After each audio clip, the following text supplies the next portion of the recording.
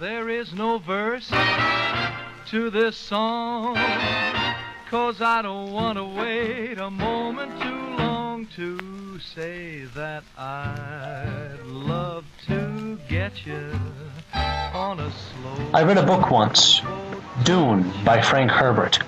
It was a grandiose portrait of the universe, almost entirely focused around the collection of a mythical galactic spice that, when harnessed, you gain control of the very nature of the universe. An economy based on not the money itself, but a material. While this world is obviously too fantastical for my lifetime, I picture something like it. I look 50, 60 years into the future and I see lights. And while not the headlights of flying cars or explosions targeted toward a future dystopic government, but lights. These, in my esoteric endeavors, represent ideas. A light per idea. Man is led by those lights, bringing them to the zenith wherein there is no darkness, but only the illumination of what man has created within the mortal bounds of this plane that we have been subjected to. An economy based on ideas. What a thing. To have not money, or the apologetically phony left-wing ideal of the pursuit of happiness, but a generosity towards the human race. What could one conjure up in one's conscience with things like television and the telephone? There are a million variables for expansion. As of right now, we are stuck in an age of the radar. One must leap very high for their invention of the mind to be noticed. And one's endeavor that might not be deemed revolutionary by the industrial populace, as that term is shoehorned by the creator in the most minute things to circumvent the radar-centered process, will fall beneath the threshold of deserved attention. This is the world that we live in, and it seems to be a fairly desolate one.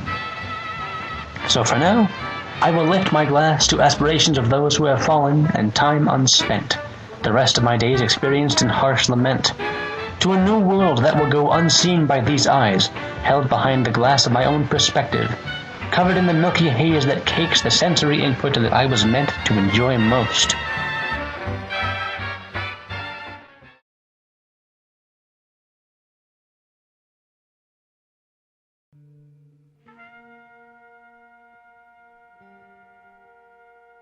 A lack of ideals and a broken sense of logic.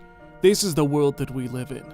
Long gone are the days of yore where one had value in his society, where one had to strive for respective revolution to gain the veneration that he or she deserved.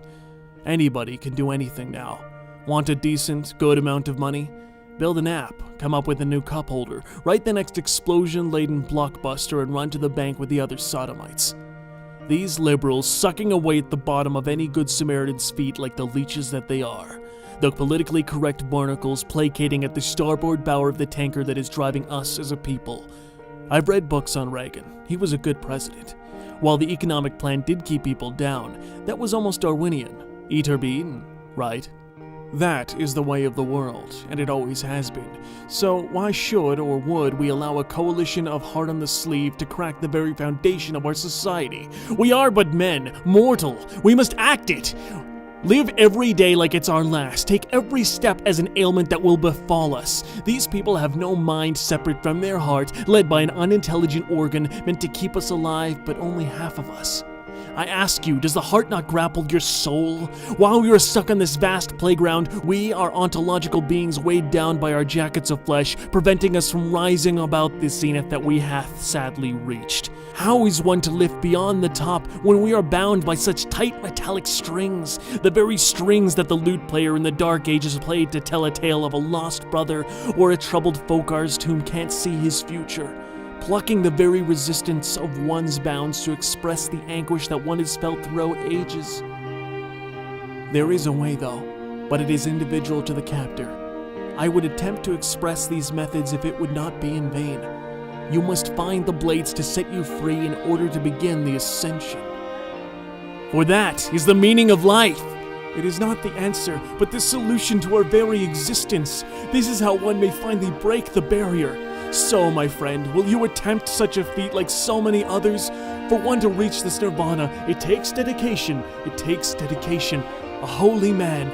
Lift your skinny fists to the heavens and ascend! Ascend!